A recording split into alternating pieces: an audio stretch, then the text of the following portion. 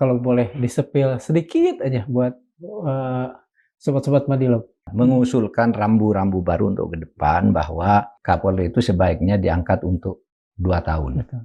Kalau masih diperlukan diperpanjang menjadi 3 tahun. Kalau kita usulkan itu diterima pun kan mungkin pada waktu itu pun Pak Listio sudah diganti. Kabarnya yang justru kurang mendukung atau bahkan tengah bersiap-siap untuk menghadang adalah DPR. Bagi saya enggak peduli sih mau dihadang mau enggak, kita ingin yang baik begini. Kalau katamu ini enggak ya silahkan. Seberapa parah titip-titipan ini ada di Polri? Saya punya daftar dengan nama. Ada nama, ada tahun, ada tempat, hubungan anaknya siapa dengan siapa. Itulah meritokrasi beberapa tahun terakhir ini rusak. Itu Pak Mahfud tuh kok di Komisi Reformasi orangnya paling kencang sendiri kalau bicara. Itu sudah mengadakan pertemuan dengan Safri Samsudin. Saya sampai detik ini nggak pernah ketemu Safri. Tapi saya ingin mengatakan kalau saya mau ketemu ente mau apa? Ya saya minta maaf kepada Pak Prabowo kalau saya menganalisis setahun perjalanan pemerintahannya, dia ini tidak responsif terhadap aspirasi masyarakat. Sekarang memasuki tahun 2026, Pak Prabowo mungkin mendengar keluhan itu.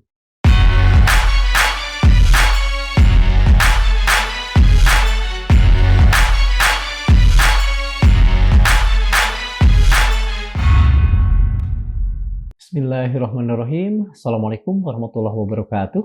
Sobat Madilog, ada banyak sekali kejadian di seputar dunia politik kita dalam sepekan terakhir.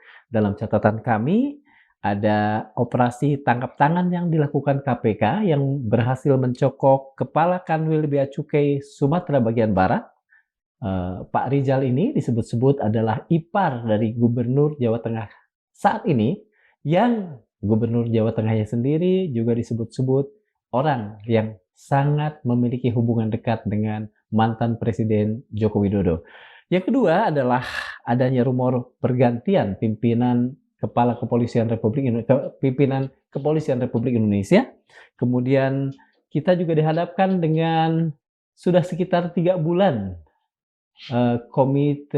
Komisi Percepatan Reformasi Polri sudah berjalan. Dan ada lagi yang menarik adalah beberapa hari yang lalu Presiden Prabowo mengundang mereka yang selama ini disebut sebagai tokoh-tokoh dari kelompok kelompok kritis yang diundang untuk bertemu dan berdialog dengan beliau.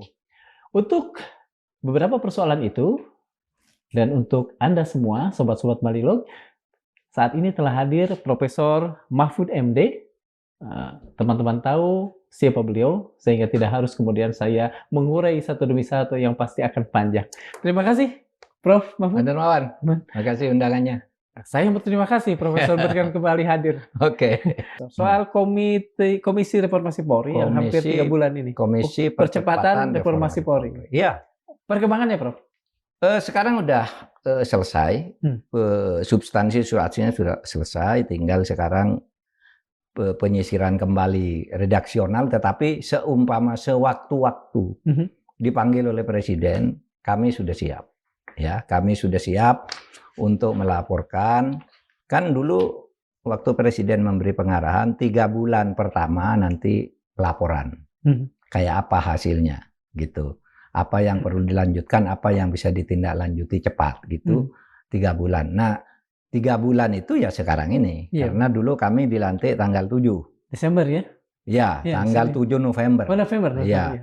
Berarti 3 bulan itu sekitar antara tanggal 5 sampai 7 atau 7 sampai 15 sekitar itu kan. Betul. Karena ini kan bukan masa jabatan ya, bukan periodik. Kisaran 3 bulan. Kita sudah siap di situ untuk menyampaikan laporan apa yang sudah didiskusikan. Gitu. Kalau boleh disepil sedikit aja buat sobat-sobat Madilog. Ya boleh. Yang ditulis, boleh. Yang direkomendasikan lah katakan. Iya, yang direkomendasikan itu yang boleh di-spill gitu, yang sifatnya masih alternatif, belum final. Karena kalau finalnya itu nanti di Presiden. Misalnya, apakah Kapolri itu di bawah kementerian atau langsung ke Presiden? Itu kan dua alternatifnya. Iya berkisar di situ nanti usulnya ke presiden. Okay. Apakah Kapolri itu tadi Polri ya, di bawah menteri, di bawah menteri atau ya apa menteri hukum atau menteri dalam negeri presiden, ya. Atau menteri kepolisian nasional atau seperti sekarang aja gitu. Itu nanti alternatif. Belum bisa kita sampaikan ke publik dulu apa yang disampaikan ke presiden. Tapi kalau ini kan sudah jadi diskusi publik, bukan rahasia kan. Betul. Yang kedua, apakah Kapolri nanti dipilih oleh DPR atau langsung saja oleh presiden? Sama-sama ada plus minusnya. Kita sampaikan sama ini plusnya, ini minusnya gitu. Nanti finalnya disampaikan ke presiden apa gitu. Lalu yang ketiga, yang menurut saya cukup progresif dan dukungannya cukup kuat, penguatan Kompolnas. Penguatan Kompolnas. Komisi Kepolisian Nasional sebagai pengawas eksternal Polri. Dulu Kompolnas itu dibentuk kan untuk ngawasi Polri, tapi Kompolnasnya enggak bisa kerja. Selalu mau ngomong sedikit harus nunggu Polri. Salah diancam oleh Polri kan dulu. Kayak Adrianus. Salah Meliala ya, Pak Adrianus Meliala. Ya mau dipenjarakan, mau apa. Nah besok enggak. Diusulkan ini menjadi sebuah lembaga pengawas eksternal. Dengan undang-undang atau gimana, Prof? Iya, nanti dimasukkan di dalam undang-undang. Polri kan mau revisi undang-undang. Tinggal pasal itu ditambah dengan itu kan, dengan susunannya. Nanti dia yang akan memeriksa pelanggaran-pelanggaran yang dilakukan oleh Polri dan putusannya itu bersifat mengikat. Gitu. Dan oleh sebab itu kalau ada kasus-kasus tertentu ya, kan ada kasus yang umum yang ditangani oleh Polri sendiri karena ada Irwasum, ada Propam, dan sebagainya. Lalu ada kasus-kasus khusus tertentu nanti yang diusulkan untuk langsung diperiksa oleh Kompolnas dan itu putusannya mengikat. So far ya Polri sendiri setuju dengan itu, merasa nyaman lah. Kalau begitu iya, karena juga boleh mereka saya tanya nih, Prof. Kabarnya yang justru kurang mendukung atau bahkan tengah bersiap-siap untuk menghadang adalah DPR untuk persoalan Kompolnas ini. Betul atau tidak? Saya ingin konfirmasi. Saya tidak tahu karena sekarang ini kan semuanya masih serba ngajukan pendapat, sama ngajukan, belum ada ngambil keputusan. DPR pun kan belum ngambil keputusan apapun dan tidak boleh. Tapi punya pendapat kan boleh. Masyarakat aja boleh, masa DPR enggak boleh. Apakah dia akan menghadang apa tidak, kita lihat aja. Bagi saya enggak peduli sih mau dihadang mau enggak, kita ingin yang baik begini. Kalau katamu ini enggak ya silahkan gitu aja kan. Kita kan semuanya terbuka aja gitu. Kalau terbuka gitu kan publik yang menilai langsung ya, Prof. Iya, betul. Prof, ini masih berkisar tentang Polri ini, Prof. Kabarnya dalam waktu dekat akan ada pergantian Polri, itu bagaimana? Memang ada pembicaraan di sana? Gini. Ada yang bicara begini loh.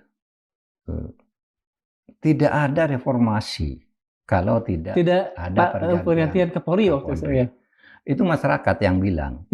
Kalau Komisi Percepatan Reformasi sama sekali tidak menyinggung pergantian, karena itu tidak boleh.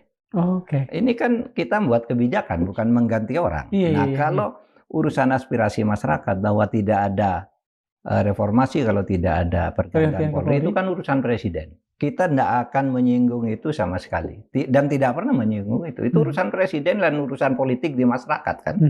Mau presiden mau mengganti, mau enggak, ya silakan aja gitu. Tidak ada komisi reformasi sama sekali tidak bicara itu. Bahwa Kapolri harus diganti gitu. Cuma kita membuat rambu baru untuk ke depan, mengusulkan rambu-rambu baru untuk ke depan bahwa polisi itu, Kapolri itu sebaiknya diangkat untuk 2 tahun. Kalau masih diperlukan diperpanjang menjadi 3 tahun. Agar sirkulasinya berjalan normal dan orang tidak jenuh juga. Tetapi itu tidak perlu undang-undang. Itu kebijakan presiden aja kan. Artinya komitmen komitmen moral aja lah ya. Semacam konvensi barangkali. Semacam konvensi ya kan diusulkan Pak Presiden kalau sudah 2 Apa tahun. Ini maaf terkait dengan Pak Listo yang kabarnya sudah sampai 5 tahunan ini? Enggak terkait dengan itu kan itu sudah lewat. Sudah lewat. Enggak akan mengikat dia kan. Betul. Itu nanti kan kalau kita usulkan itu diterima pun kan mungkin pada waktu itu pun Pak Listo sudah diganti barangkali. Jadi enggak ada kaitannya sebenarnya. Nah ini terkait dengan pembicaraan tadi kan Profesor bicara apa saja yang dibicarakan di internal. Saya mendengar satu hal nih yang harus saya konfirmasi langsung ke Profesor Mahfud. Kabarnya Profesor Mahfud bicara soal kasus kilometer 50 di komisi ini. Itu iya, katanya rame itu bahwa saya mengungkit-ungkit kasus KM50. Ya. Nah itu enggak ada sama sekali di situ. Komisi itu enggak satu kata pun enggak ada. Tentang Kilometer itu, 50. Tapi muncul di hari ketiga serap aspirasi ketika 8 lembaga swadaya masyarakat itu bicara.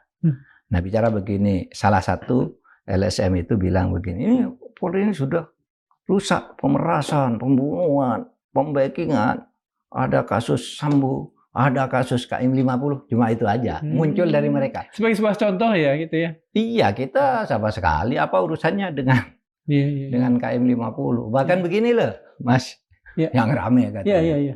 Itu Pak Mahfud tuh kok di Komisi Reformasi orangnya paling kencang sendiri kalau bicara. Itu sudah mengadakan pertemuan dengan Syafri Samsudin. Menhan. Pak Mahfud tuh sudah diarahkan macam-macam gitu. Rame katanya. Iya. Ada framing begitu. Yang ingin saya katakan, saya mau tanya, seumpama saya bertemu dengan Syafri, memangnya kenapa? Ya kan? Iya. Kan saya ketemu dengan orang banyak juga. Iya. Dengan tentara lain, dengan Polri, dengan tokoh agama. Seumpama saya ketemu dengan Syafri, kenapa? Kan saya bisa ketemu dengan siapa saja. Kok dipersoalkan ente? Gitu kan? Iya, betul. Ini normatifnya. Tapi sejujurnya meskipun seumpama saya ketemu Syafri tidak apa-apa. Saya sampai detik ini tidak pernah ketemu Syafri. Tapi saya ingin mengatakan kalau saya mau ketemu ente mau apa? Kan gitu aja toh. Kok ente yang ribut? Tapi saya tidak pernah ketemu. Saya ketemu waktu pelantikan dia. Serah terima jabatan dia dari Pak Prabowo ke dia, kan semua Menhan hadir. Saya hadir. Nah di situ saya ketemu Syafri. Di luar itu tidak pernah. Jadi rumor-rumor bahwa saya ketemu Syafri untuk ngatur Polri begini, Polri begitu. Memangnya saya siapa? Dan memangnya ente siapa melarang saya ketemu dengan Syafri? Kan gitu kan. Tidak ada urusan. Saya tidak peduli. Saya dibilang. Jadi arah rumor ini adalah Bapak maaf. Diarahkan oleh Pak Syafri untuk bla bla bla bla. Iya, pokoknya putusan Komisi Reformasi itu yang menyerang-nyerang Polri itu disampaikan lewat Mahfud oleh Syafri gitu. Padahal saya ketemu Syafri aja salipan aja enggak pernah saya.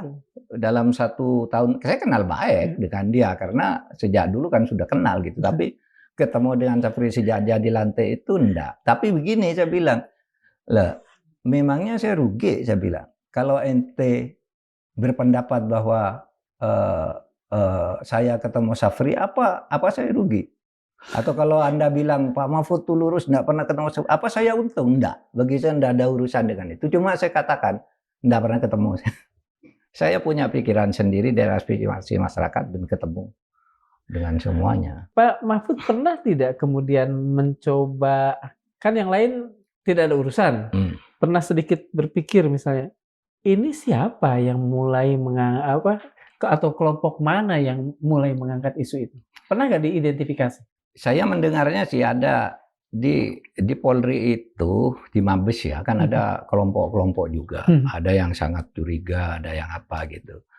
Nah di antara orang yang ingin ngerem, yang ingin memframing saya bahwa saya tidak yang lain itu, yang mengatakan itu, Mahfud itu suaranya kenceng loh.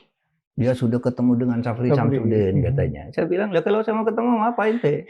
Kok ente mau ngelarang gitu? Meskipun saya tidak pernah ketemu. Iya, betul. Tapi saya pada substansi masalahnya itu, anta kok ngurus orang ketemu dengan orang? Saya ketemu dengan semua orang. Yang kedua, Mahfud tuh mempersoalkan KM50. Lah apa persoalkan? Komisi Reformasi tidak satu kata pun bicara itu. Mencatat juga tidak. Tapi bahwa ada orang datang ngomong dan hanya satu kali, itu ya, tapi saya sudah lupa karena itu tidak masuk dalam catatan dan tidak menarik untuk dibahas sebagai problem Polri sekarang. Betul. Kan gitu kan? Iya, betul. Ya, itu aja. Prof, Barangkali ada lagi yang luput saya tanyakan berkaitan dengan komisi ini? Komisi, enggak, saya kira ada. Pokoknya kami sekarang sudah selesai gitu aja dan siap menunggu dipanggil oleh Presiden. Ya mungkin dalam setengah bulan ke depan atau Sudah ada sudah ada semacam. Kita sudah nyampaikan, Pak, kami sudah siap dipanggil karena janjinya 3 bulan kan, Pak Presiden. Nantilah sesudah 4 bulan ya enggak apa-apa juga.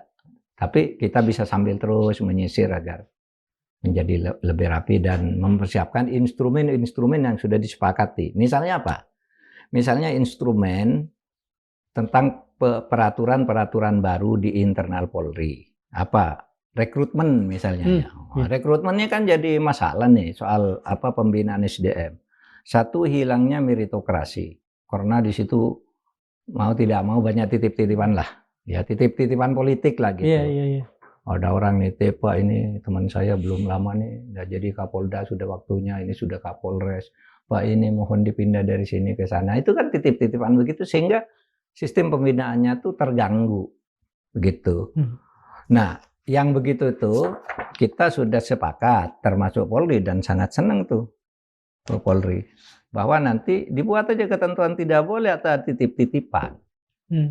Untuk saklek, itu dari siapapun kecuali presiden, karena kalau presiden pasti pertimbangannya nasional, masalah bangsa. Ini penting gitu. Itu silakan, dan kalau presiden yang nitip kan tidak mungkin banyak, hanya sendiri kan, betul. paling 2-3. Kalau ini dari daerah nitip, anggota DPR nitip, ketua partai semua, ada yang nitip-nitip kasus dan sebagainya gitu. Kan susah kalau Polri ini masih terlalu banyak dicampur oleh DPR. Nah, yang ini tadi soal rekrutmen dan meritokrasi dalam pembinaan itu sudah disepakati untuk diperbaiki gitu. Prof, kalau selama Profesor di sana kan tentu kemudian mendapatkan banyak masukan, menemukan banyak informasi. Seberapa parah ini persoalan, titip-titipan ini ada di Polri? Banyak. Bukan hanya saya punya daftar dengan nama dan tahun gitu ya, tapi saya tidak perlu buka lah, kecuali itu dipegang aja Bapak. Ya kecuali persoalan kamu buktinya mana, saya buka aja. Ada nama, ada tahun, ada tempat, hubungan anaknya siapa dengan siapa, itulah. Pokoknya sadari saja bahwa ini meritokrasi beberapa tahun terakhir ini rusak.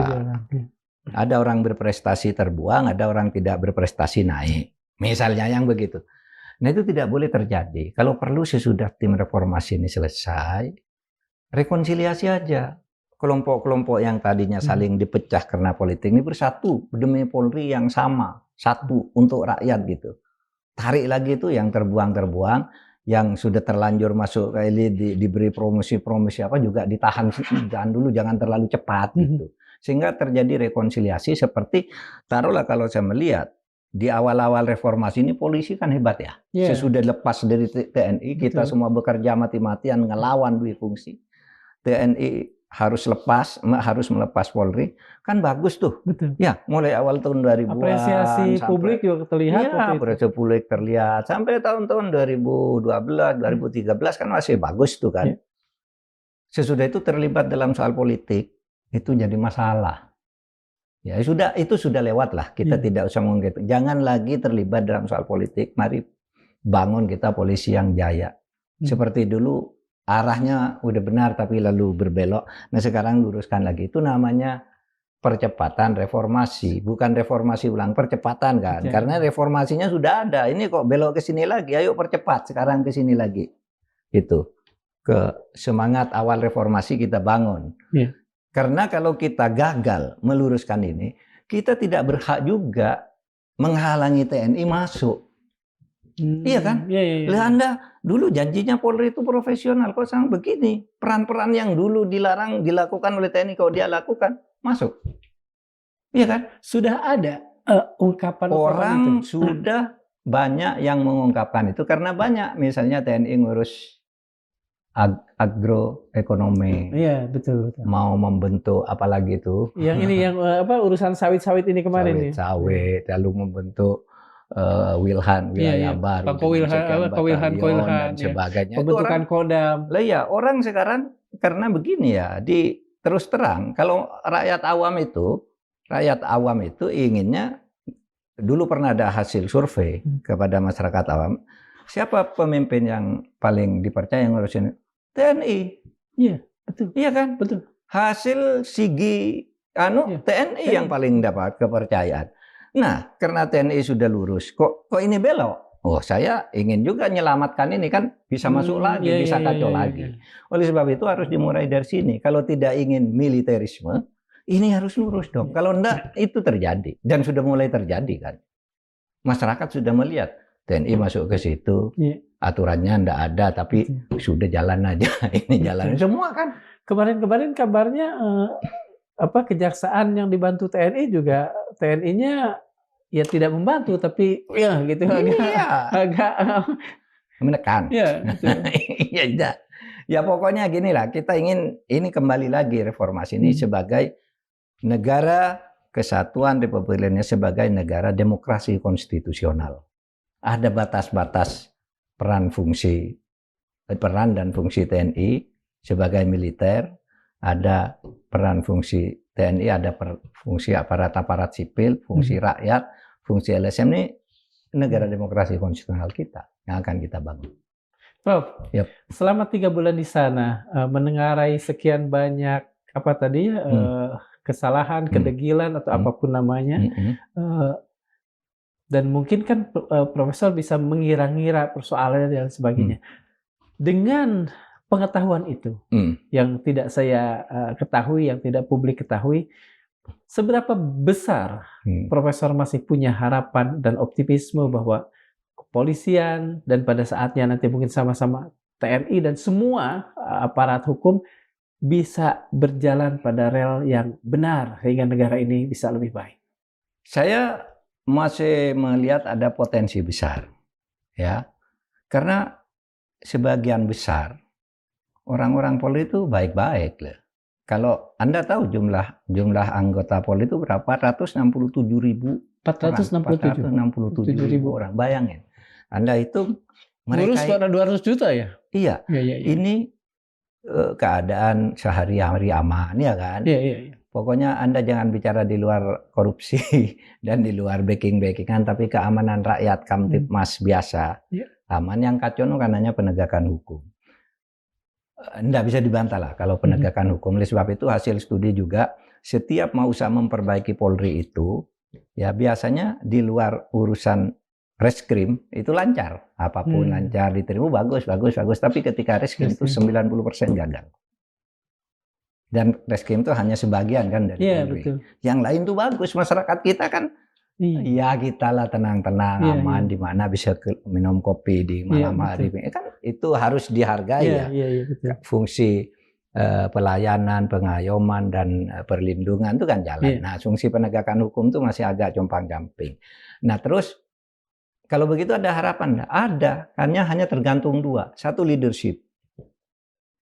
Persoalan yang paling besar ditemukan oleh masyarakat itu masalah leadership. Di polisi?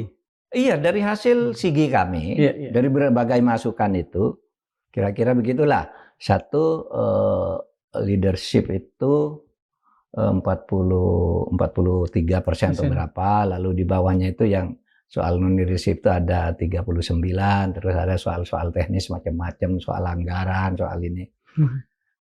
Yang paling masalah itu leadership.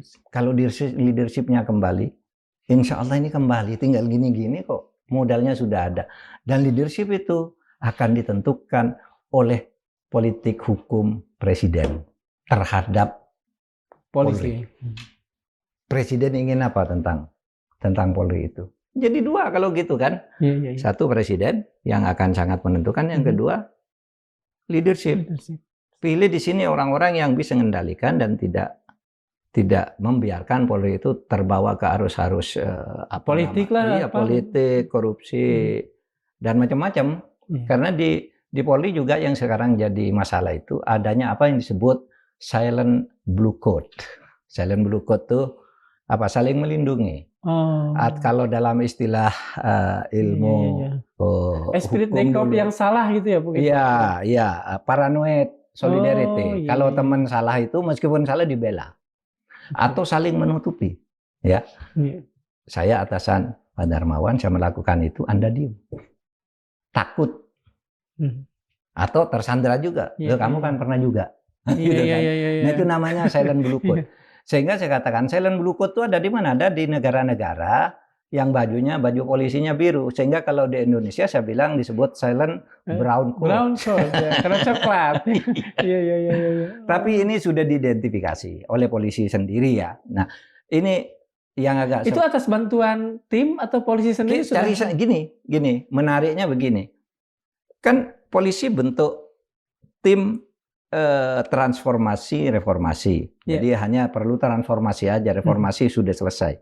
Presiden membentuk tim percepatan reformasi. Ini hanya percepat aja karena reformasi selesai. Lalu masing-masing cari tim ini.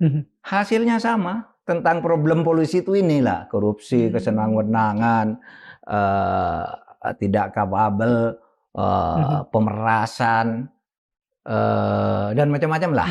Itu sama kok temuannya. Backing-backingan gitu. Sama temuannya. Cuma pertanyaan kita, kenapa kalau ini sudah sama, kok masih selalu terjadi? Polisi kan sudah tahu ini, bahwa ini terjadi sudah lama. Kenapa ini terjadi? Nah inilah perlunya leadership. Inilah perlunya turun tangan presiden. Itu tidak masalah, karena kita sudah mencatat masalahnya dan jalan keluarnya ini. Gitu. Bahkan sudah disepakati, nanti kita akan membuat 8 perpol, peraturan polisi, kemudian akan membuat 22 perkap, peraturan Kapolri. Ada peraturan Kapolri, ada peraturan polisi gitu. Nanti ada anunya masing-masing untuk ininya. Yang penting itu jangan dihadang gitu ya. Kalau ingin baik mari sama-sama gitu. Ini dikerjakan. Dan ibarat orang sakit kan kalau mau mengoperasi sesuatu pasti ada sakitnya. Itu harus dilewati sakit itu, keluar darah dikit-dikit gitu ya. Kalau orang dioperasi itu kan ada pasti. Betul. Nah kalau itu tidak mau dilewati rasa sakit itu nggak akan sembuh. Untuk sembuh itu harus ada treatment yang mungkin akan mengganggu rasa nyaman kan gitu. Iya. Di lingkungan polisi sendiri ya. Zona nyaman mereka terganggu lah ya pasti. Ya, oke. Di antara 10 orang ya Prof, kalau saya nggak salah. Ya, 10. Di antara 10 kan 4 di antaranya itu ada 4 jenderal polisi. Ya. Nah, dalam kaitan dengan zona nyaman, selama 5 ya, selama profesor sama-sama, setengahnya adalah polisi. Itu kalau boleh tahu, bagaimana sih respon mereka, sikap mereka, mungkin bahkan dari gestur, apakah menunjukkan ketidaksukaan ketika institusinya diperbincangkan ya? Sejujurnya baik. Mereka baik ya. Indonesiawi itu ramah, hangat, berbicara, bergurau. Tidak tidak marah-marah gitu, biasa. Kami selama 3 bulan bertemu ya bergurau-gurau aja. Dan menyampaikan fakta padanya, kalau tidak benar gitu misalnya Kapolri pun ya itu kami senang kalau ada usul begitu gitu, malah membantu kami kan begitu, karena ingin baik. Dan hubungan baik ini tidak dibuat-buat kan, orang kalau dibuat-buat genuine lah ya. Iya genuine. Kalau dibuat-buat kan bisa kelihatan ya. Ini Pak Kapolri ini pura-pura, ini Pak ini pura. Enggak, ini semuanya tulus. Saya pun ya pada mereka, saya kan bukan musuhnya polisi. Iya. Pak Jimli juga bukan musuhnya polisi. Semua kan ingin membantu polisi. Kenapa harus bertegang-tegang? Betul. Seumpama dimusuhi pun, ya silahkan kalau tidak mau dibantu kan gitu kan. Silahkan kalau tidak mau dibantu. Memangnya saya untuk apa di situ? Kan gitu kan. Oleh sebab itu hubungannya baik. Dan kita saling menghormati dengan penuh kerapan. Saya merasa inilah budaya Indonesia dalam bergaul antara orang-orang besar lah, para pemimpin lah ya. Nah itu aja. Dari mana sebetulnya polisi mengetahui kelemahan-kelemahan dirinya sendiri? Ternyata kata profesor dari tim yang dibentuk Palisio itu. Dan tim ini harus kita akui di awal-awal kan kita skeptis. Presiden sudah membentuk, kok Anda membentuk lagi, waktu itu kan publik mengatakan seperti itu. Kalau boleh diterangkan, sebetulnya penilaian Prof terhadap tim ini setelah Prof berada dalam komisi percepatan, bagaimana? Adakah perubahan atau dari dulu pun sebetulnya Profesor sudah setuju terhadap Gini, temuan-temuan Polri itu sama dengan yang kita temukan karena itu hal yang sudah diketahui oleh masyarakat. Cuma sekarang resmi dicatat oleh timnya polisi dan tim kita. Dulu kan sudah rame tentang polisi korupsi, polisi sewenang-wenang, polisi flexing, polisi hedon, polisi kaya raya tidak sesuai dengan profilnya kan sudah diketahui oleh masyarakat. Betul. Sejak itu kan. Nah sekarang begitu ada tuntutan reformasi, mereka mencatat ini kembali mensistematisir. Polri itu rapi, udah punya langkah-langkah sebenarnya ya. Ini begini, ini harus begini, sudah ada. Nah kita pun mencatat begitu, tapi pertanyaannya, kalau Anda sudah lama membuat harus begini, kenapa masih terjadi terus? Kan gitu. Mari kita cari ini titik sambungnya. Kan gitu. Ada jawaban terhadap... Nah ya ini keputusan Komisi Reformasi itu menjadi jawaban bersama. Betul. Gitu. Karena dulu Anda sudah punya pedoman ini, peraturannya begini, bagus-bagus semua, kenapa enggak jalan kan gitu. Dibedah lagi satu persatu, ada di mana kan gitu. Kemudian ada di 4 masalah struktural besar itu, kan gitu kan. 4 masalah struktural besar dan masalah instrumental yang banyak. Nah itu yang kita buat. Ini pun tidak akan ada gunanya kalau semuanya lalu mengkhianati, cuma ditumpuk lagi kayak dulu-dulu, uang polisi udah punya tumpukan banyak. Ada ada tendensi begitu? Emang, Prof? Untuk sekarang tidak ada, tetapi bisa dianggap ada. Uang dulu-dulu sudah diteliti, ya kan? Udah sembuh-sembuhkan penelitian. Sampai ada yang nulis disertasi tentang polisi. Ada Pak Hermawan, Pak Kiki itu nulis buku tentang polisi. Udah bagus kan? Kenapa ini tidak jalan? Ya kan? Oh Pak, ini yang kita bicarakan. Polisi sendiri sudah meneliti, gitu. Jajak pendapat juga udah berbicara kan, tinggal kenapa ini tidak jalan sih? Ayo sama-sama ingin memperbaiki polisi kita ini kan gitu aja sebenarnya. Soal OTT Prof, ini kan sudah firm bahwa yang kena ini Kepala Kanwil Bea Cukai Sumatera Bagian Barat ini adalah iparnya Gubernur Jawa Tengah.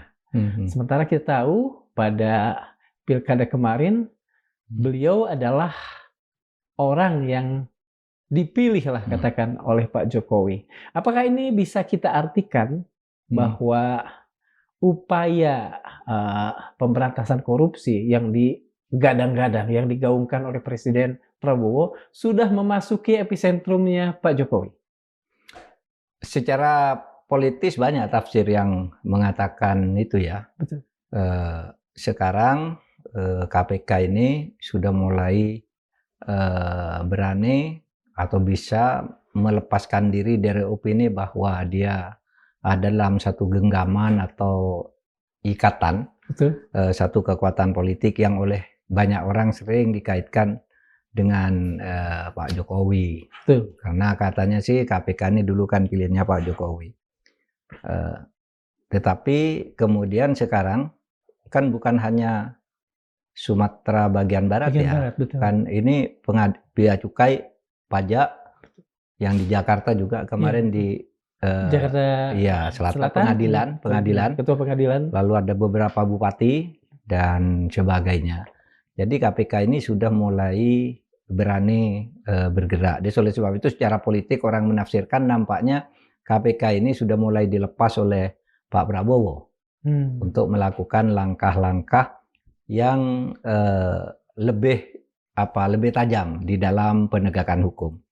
Dan momentumnya tepat juga karena apa? Dengan diundangkannya KUHP, kita punya pengacara yang baru kan, penyebutan penyidik khusus dan lembaga-lembaga yang diatur secara khusus oleh undang-undang seperti KPK dan sebagainya itu kan sudah disebut di dalam KUH pidana, sehingga dia secara yuridis KPK ini sudah relatif menjadi lebih kuat. Dan dia boleh melangkah kemana-mana sekarang.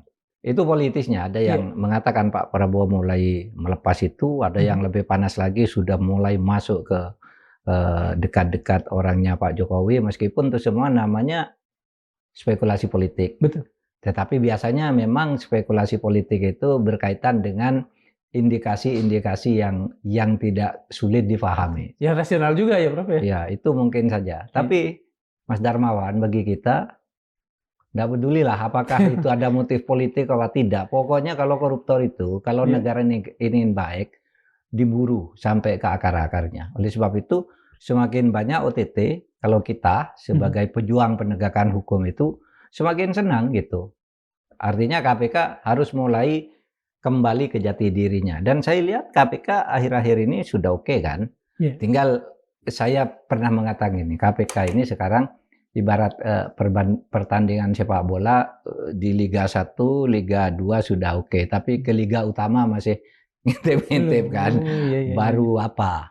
Saya kira baru Kementerian Agama ya yang agak yang besar agak serius. Mudah-mudahan itu juga tidak lagi teracuni oleh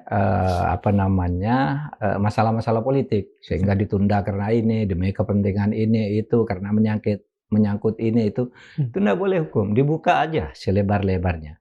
Apalagi di Kementerian Agama itu ya sering saya katakan 4 menteri agama dalam sepanjang sejarah itu sudah dipenjarakan karena korupsi. Yang pertama dulu Wahab itu belum ada undang-undang korupsi, tapi sudah keuangan negara. Korupsi kalau sekarang ya.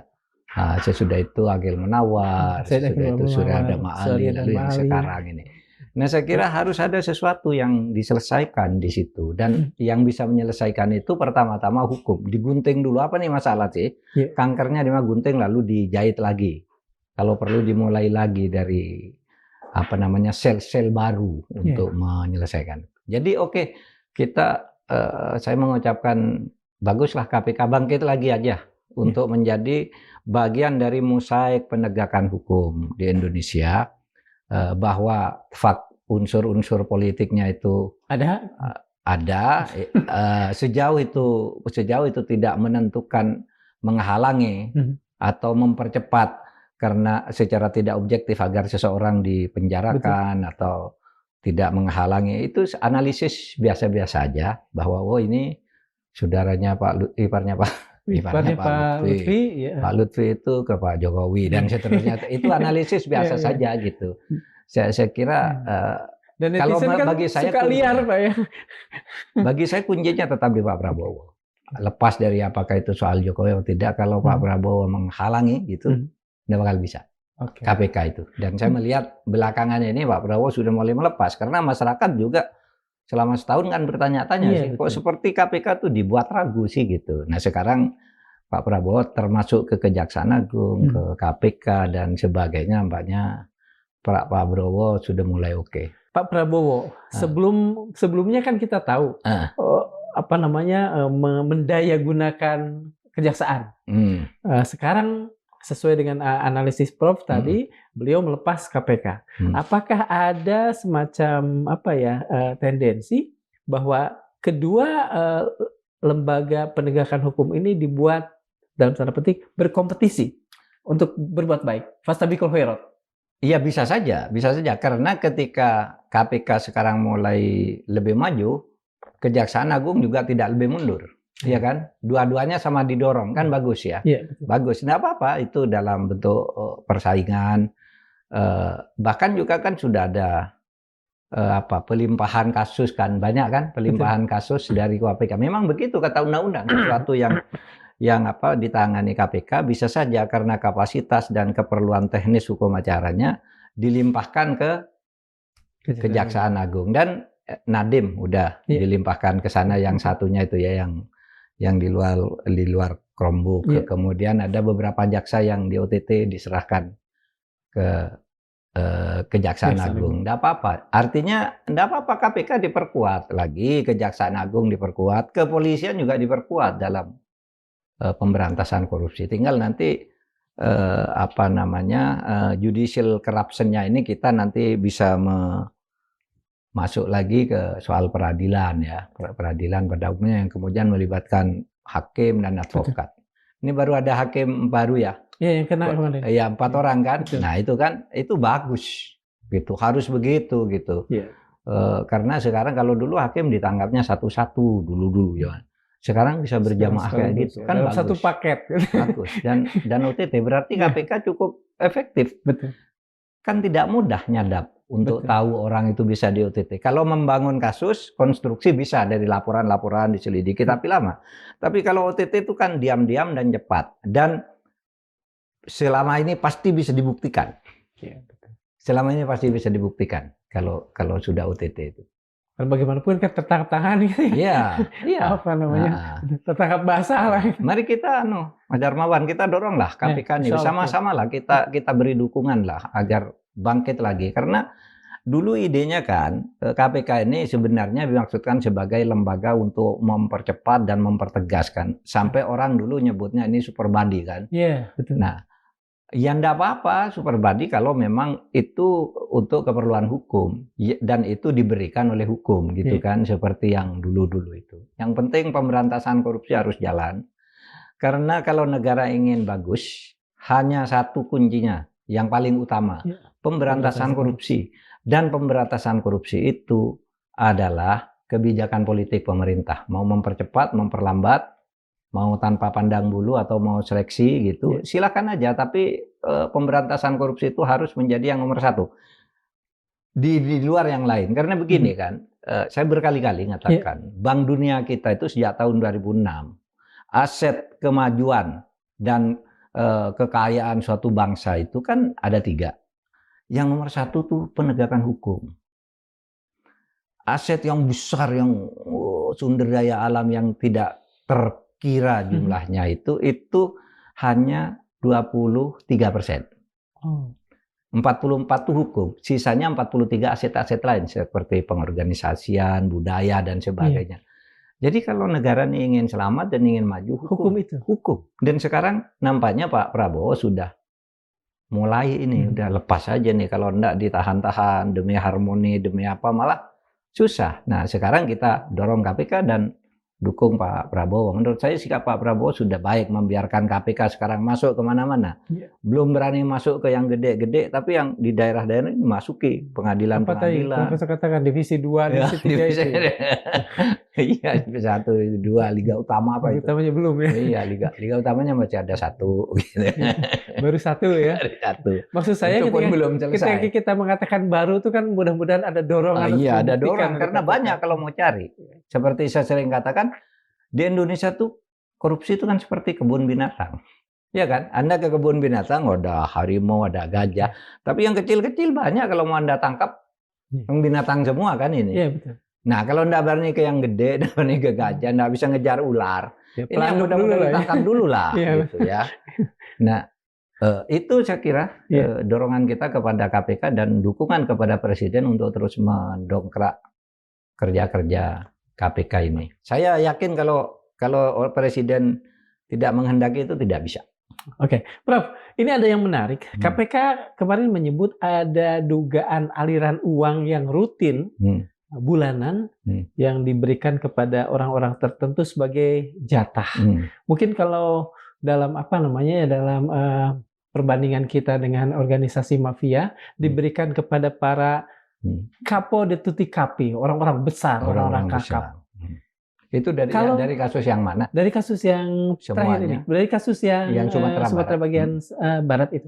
Apakah itu kemudian sebuah sebuah pelontaran untuk dibaca oleh publik bahwa ini ditujukan kepada kelompok Solo? Ya mungkin saja. Kalau begitu ada setoran ke orang-orang tertentu, kemudian biasanya konfigurasi politik kita itu akan otomatis mengarah ke sana, meskipun itu sebenarnya secara hukum belum terbuktikan, kan? Tetapi kalau kita melihat keseluruhan, pertama dari besarnya sitaan yang disimpan lama, itu mestinya ada setoran-setoran rutin, bukan hanya di situ, di berbagai tempat kan begitu, bisa uang numpuk begitu karena setoran ke A, ke B, ke C dan sebagainya. Bahkan dulu waktu saya jadi Menko Polhukam di awal-awal itu ketika bicara dengan Bea Cukai, mantan Dirjen Bea Cukai, Pak, kami sekarang udah mulai tobat, Pak. Sudah mulai ngurangi, sudah diarahkan oleh Menteri Keuangan untuk tidak lagi nakal. Kalau dulu gimana kok sekarang mau tahu? Pak, dulu ada setoran-setoran, Pak. Bagian ke sini, dan kami melakukannya rutin bersama gitu. Dulu. Nah, sekarang malah sudah mulai di OTT kan. Dan dulu berkali-kali saya katakan waktu saya Menko Polhukam, sarang korupsi itu ada di bea cukai, di pajak, di pertambangan. Ya kan? Karena itu sumber uang kan. Pertanahan, iya kan. Itu sentra-sentra korupsi gitu. Nah sekarang udah mulai kan. Dulu katanya enggak ada, itu enggak ada. Sekarang ada banyak gitu. Mulai didatangi semua sama KPK. Bagus. Saya setuju. Jadi apa namanya itu kemudian mengkonfirmasi, kalau saya tidak salah beberapa hari lalu kan Profesor nulis di Mensos memberikan apresiasi ke KPK. Sudah mulai bergerak lagi. Setahun terakhir sudah dilantik KPK ini kan seperti tidur aja, main-main. Yang dikerjakan itu enggak jelas gitu ya. Malah bisa lepas dan sebagainya. Nah, sekarang mulai jelas, terarah. Karena sebenarnya KPK itu sebagai sebuah institusi, meskipun undang-undangnya dilemahkan, asal undang-undang itu dibiarkan berjalan seperti filosofinya saja gitu, tanpa ada pelemahan-pelemahan, itu KPK akan kuat sebagai institusi. Dan relatif orangnya di sana bersih-bersih. Relatif ya, saya tidak katakan bersih, karena itu dipilih, diseleksi, sehingga institusi yang ngirim maupun pesertanya pun kan pasti milih yang relatif bersih. Mau jadi ketua KPK pastilah tidak kotor-kotor amat lah. Ya mungkin ya sedikit-sedikit biasa, sama dengan kita punya dosa juga, tetapi dosa yang mungkin tidak disengaja gitu ya.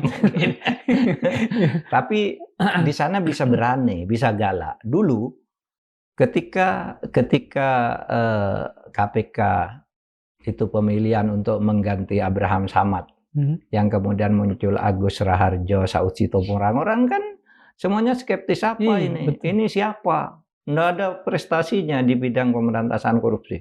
Tapi karena KPK itu didesain sebagai lembaga yang bagus, zaman Agus Raharjo dan Laude Sarif dan Saud Situmorang, hebat kan KPK-nya.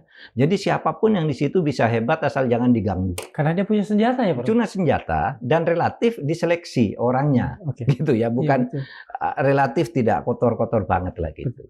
Dan itu seperti Pak Budi dan sebagainya kan orang bagus-bagus lah. Lumayan. Prof, ini ada hal yang menarik juga, masih terjadi pekan-pekan ini. Pak Presiden mengundang kelompok tokoh-tokoh dari kelompok kritis, katakannya seperti itu, untuk datang dan berdialog. Ini apa bacaan Profesor tentang fenomena ini? Kalau bacaan saya ya saya minta maaf kepada Pak Prabowo kalau saya menganalisis setahun terakhir, setahun perjalanan pemerintahannya, dia ini tidak responsif terhadap aspirasi masyarakat. Beliau punya semangat yang tinggi gitu, dan benar idenya, memberantas korupsi, mau nolong orang miskin, jangan sampai ada orang sudah tua masih kerja, kan bagus banget. Kita tolong, tetapi aspirasi masyarakat tentang hal-hal yang muncul di lapangan kan kadang-kala tidak ditanggapi dengan wajar. Selalu dianggap salah gitu. Bahkan informasinya kalau ke Pak Prabowo sulit menyampaikan usul, kalau dipanggil itu hanya mendengar, bukan menyampaikan usul. Nah, sekarang memasuki tahun 2026, Pak Prabowo mungkin mendengar keluhan itu. Masa hanya Pak Prabowo yang ngomong, rakyat kalau diundang dengarkan dong, meskipun nanti usulnya tidak diterima, tapi mekanisme aspirasi publiknya terhadap pemerintah itu bagus. Nah, itulah sebabnya lalu memasuki tahun ini Pak Prabowo ya kita apresiasi lah, dia mau mendengar sekarang. Yang saya dengar di berbagai tempat sekarang, kalau orang ngomong diberi kesempatan bertanya. Kalau dulu kan enggak. Wartawan juga kalau kesana. Top down dan satu arah gitu ya? Iya, enggak. Kalau mau tanya juga enggak boleh. Diberitahu lebih dulu. Nah sekarang oleh Pak Prabowo ngomong apa. Mungkin substansinya tidak semuanya disetujui oleh Pak Prabowo. Tapi bahwa ada mekanisme mendengar secara langsung itu satu yang harus diapresiasi. Ya, karena dulu kan kritiknya kok setiap aspirasi masyarakat enggak masuk, enggak ditanggapi secara tepat dengan yang diaspirasikan, gitu ya. Kita semua mendukung MBG misalnya. Siapa yang tidak mendukung MBG? Tapi masalah-masalah teknis di lapangan, masalah mungkin pemborosan, ya, Masalah mungkin ketidakseimbangan pengelolaan itu kan di masyarakat banyak. Tapi yang diumumkan waktu itu oleh Presiden selalu bahwa MBG sudah sekian puluh juta orang, tidak ada di dunia ini yang kita tahu. Tapi kritik-kritiknya dari masyarakat tentang pengelolaan, tentang salah urus, tentang keracunannya kan, keracunan meskipun 0,0001% gitu kan tetap harus didengar bahwa ada itu gitu ya. Karena 0,01% itu kalau dari 80 juta orang banyak, betul. Iya kan, nggak bisa puluhan ribu juga tuh, Prof. Iya, nggak bisa dibandingkan dengan di hotel juga banyak ada orang keracunan kok. Iya, tapi berapa itu kan? Tidak 1%-nya penghuni hotel itu misalnya kan tidak sama dengan itu. Sehingga bukan menafikan manfaat MBG, ya, tetapi kita sebenarnya ingin agar itu berjalan baik karena itu didukung oleh rakyat, MBG dan lain-lain lah gitu. Koperasi juga ya. Koperasi ya semuanya didengar lah. Kan bagaimanapun Profesor berada di pusaran informasi lah ya, di pusaran informasi di Republik ini. Kira-kira sebetulnya apa atau siapa yang membuat perubahan ini? Paling tidak Pak Prabowo mau mengundang. Ya mungkin lingkaran Pak Prabowo juga, karena pada akhirnya di bawah itu pergunjingannya semakin luas dan itu tidak bagus kalau orang tiba-tiba meletup dalam hal-hal yang tidak bagus. Kan di lingkaran Pak Prabowo tuh ada banyak orang juga tuh. Mungkin ada yang tembus satu ini didengaran. Kritik kepada Anda itu dulu Anda enggak pernah mau dengar. Nah sekarang dengarkan aja, tidak dilaksanakan enggak apa-apa, asal dengar orang sudah merasa terhormat kan. Nah sekarang sudah mulai bahkan dianggap tokoh-tokoh atau oposisi diundang sama, ayo dengarkan kamu ngomong dan tidak dimarahi gitu kan sudah bagus ya. Jadi begini Mas, saya 10 tahun pemerintahan Pak Jokowi itu hal-hal yang seperti ini dilakukan rutin oleh Pak Jokowi. Suatu saat Pak Jokowi mengundang tokoh-tokoh agama, pimpinan ormas dari NU, Muhammadiyah, MUI, KHMI, saya ikut. Dan sering diundang. Ketika undang kelompok alumni aktivis mahasiswa kelompok Cipayung, saya ikut karena saya ketua KHMI. Kalau tokoh agama, saya ikut karena saya ketua KHMI waktu itu. Jadi saya ikut terus Pak. Pertemuan pakar, saya diundang lagi. Pakar juga. Jadi kalau Pak Jokowi sering ngundang sendiri dan bertanya ini apa masalahnya. Ini berarti salah satu hal baik yang budaya baik yang dilakukan kan dulu sering kan aktivis keluar dari istana lalu disuruh ngomong sendiri ke wartawan apa yang dibicarakan dengan presiden itu. Jadi komunikasinya di awal-awal itu periode pertama sampai pertengahan periode kedua kan sangat lancar tuh dengan semua kekuatan dan Pak Jokowi terbuka. Misalnya Pak ada kelompok purnawirawan TNI AD ingin ketemu. Ada kelompok vegetarian ketemu, langsung suruh jadwalkan, ketemu, ngomong gitu. Dan ngomongnya ya ditampung semua gitu. Dan maksud saya kebiasaan seperti itu penting untuk menguras kebuntuan itu. Profesor setuju kalau misalnya yang kemarin itu dibudayakan dan dirutinkan. Iya, dirutinkan, tradisikan dan jangan kelompok itu. Dulu kan zaman Pak Jokowi ada aktivis lingkungan, ada aktivis demokrasi dan hukum gitu. Ulama siapa gitu. Diundang didengar semua gitu. Kelompok masyarakat ya, semua ini di masyarakat. Lepas dari soal lain itu kan cuma aja gitu, enggak ada yang menjadi dasar kebijakan. Itu soal lain lah. Tetapi bertemunya itu sendiri bagus, masyarakat sudah senang. Terutama yang terakhir kemarin kan yang jadi ribut menimbulkan masalah ketika salah paham ya masyarakat ketika Pak Prabowo bergabung dengan BOP ya, Board of Peace itu. Board of Peace yang dipimpin Trump. Kan orang curiga semua karena banyak negara-negara yang besar berpengaruh juga tidak mau bergabung itu. Ke Indonesia tiba-tiba ikut. Yang itu pernyataannya jelas bahwa Palestina tidak boleh ikut di Gaza. Jadi hanya negara-negara tertentu, sementara rakyatnya sendiri tidak boleh gitu kan. Nah rakyat kan marah, bertanya di mana-mana. Lalu Pak Prabowo menjelaskan kepada para ulama, kepada mantan-mantan Menlu kan, bahwa ya kita tetap pada sikap Indonesia tentang Palestina. Apa itu? Bahwa two-state solution. Itu kalau tidak itu kita bisa keluar, kata Pak Prabowo. Dari itu kan gampang saja keluar. Nah, kalau dijelaskan itu kan semuanya puas ya, semuanya senang. Oh bagus tuh presiden kita kan gitu. Betul. Nah, itu sebenarnya bisa dilakukan sejak awal sebelum banyak kritik dan sebelum panas lah ya, sebelum panas, di mana-mana kemarin gitu. Saya kira untuk berikutnya kita bisa belajar bahwa apa sebulan, 2 bulan, per 2 bulan, per bulan? Ya bisa itu? Kelompok-kelompok yang berbeda-beda bisa 3 bulan sekali. Tapi kan banyak nih kelompoknya. Ini kelompok aktivis lingkungan, kapan? Kelompok aktivis penegakan hukum, kapan? Demokrasi, kapan? Sehingga bisa satu kelompok tuh 6 bulan sekali kan udah cukup sebenarnya. Bahkan mungkin setahun sekali. Tapi ada rutin. Bulan ini siapa? Bulan ini siapa? Didengarkan aja. Bulan ini wartawan. Iya kan? Iya kan? Wartawan kan banyak ini juga, ada wartawan digital sekarang. Iya, macam-macam. Iya, bagus lah menurut saya. Untuk tahap awal ini kita tahun 2026 sudah mulai dengan bagus. Tinggal apakah akan berkelanjutan bagus apa enggak kita lihat. Dan itu dibarengi dengan fakta yang pertama tadi kan, bahwa Pak Prabowo sekarang mendorong penegakan hukum sambil memanggil orang-orang agar bisa penegakan hukum nampaknya didorong betul. Di Kejaksaan Agung sekarang kasus Reza Khalid itu kan sudah jalan lagi masuk ke red notice kan. Nah itu artinya sudah peningkatan dan lebih terlihat sungguh-sungguh daripada berputar-putar di soal yang tidak jelas gitu. Lalu KPK didorong melakukan OTT, Kejaksaan juga bahkan meskipun mungkin agak berlebihan, tapi menurut saya benar. Kemarin pertemuan dengan kepala daerah kan bilang, kamu kepala BUMN yang masa lalu katanya. Betul. Jangan senang-senang kamu sudah pensiun. Ini yang terjadi sekarang ini tanggung jawabmu loh. Mungkin diperiksa kamu oleh Kejaksaan Agung kan gitu kan. Betul.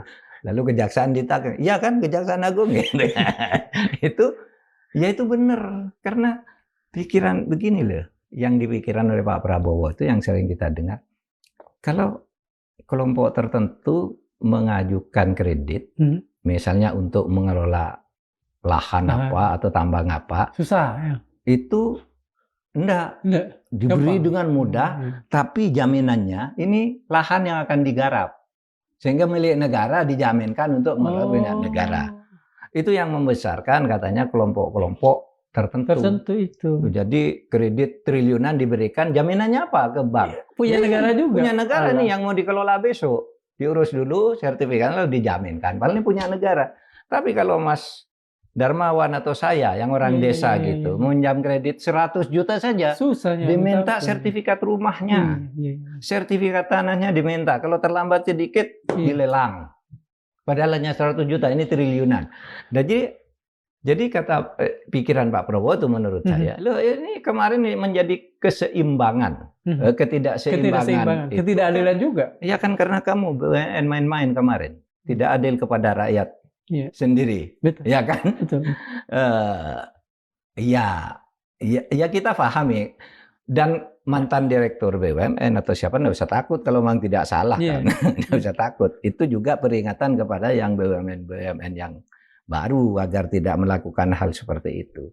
Ya kita untuk rakyat lah. Untuk apa negara tumbuh ekonomi secara luar biasa, rakyatnya tetap miskin kan tidak ada gunanya juga. Cuma gagah-gagahan kita punya pertumbuhan sekian kalau rakyatnya. Pertumbuhan, tapi kan kemarin 2024 itu yang dari Selios. Yang satu sekian sedikit orang memiliki 50% lebih. Ketidakmerataan. Iya kan? Betul. Sebetulnya kalau saya memperturutkan keinginan akan terus kita berbicara. Nantilah kita atur lagi. Alhamdulillah. Makasih. Mas Darman, ya. Sobat Madilog, jika ada satu pelajaran yang berulang dalam sejarah bangsa-bangsa, itu adalah bahwa kekuasaan yang menolak diawasi pada akhirnya akan mengawasi dirinya sendiri sampai runtuh. Penegakan hukum yang selektif mungkin memberi kemenangan jangka pendek, tetapi ia menggerogoti legitimasi negara sedikit demi sedikit. Republik tidak runtuh oleh satu skandal besar, melainkan oleh akumulasi kompromi kecil terhadap keadilan. Alexis de Tocqueville pernah menulis bahwa bahaya terbesar demokrasi bukanlah tirani yang datang tiba-tiba, melainkan kebiasaan masyarakat menerima penyimpangan sebagai hal biasa. Dalam Khasanah Islam, Ibnu Khaldun mengingatkan bahwa negara hancur ketika keadilan ditukar dengan kepentingan penguasa. Dan Imam Al-Mawardi menulis bahwa kekuasaan yang tidak dibatasi keadilan akan merusak dirinya sendiri dari dalam. Di antara dua peringatan itu, masa depan Indonesia sedang dipertaruhkan. Bukan pada siapa yang berkuasa hari ini, tapi pada apakah kita masih memiliki keberanian kolektif untuk menuntut agar kekuasaan tunduk pada hukum, bukan sebaliknya. Masa depan Indonesia tidak ditentukan oleh siapa yang paling kuat mengendalikan institusi, melainkan oleh siapa yang paling berani memastikan bahwa kekuatan itu tunduk pada hukum. Terima kasih sudah memirsa. Assalamualaikum warahmatullahi wabarakatuh. Terima kasih. Makasih Mas Terman. Yuk.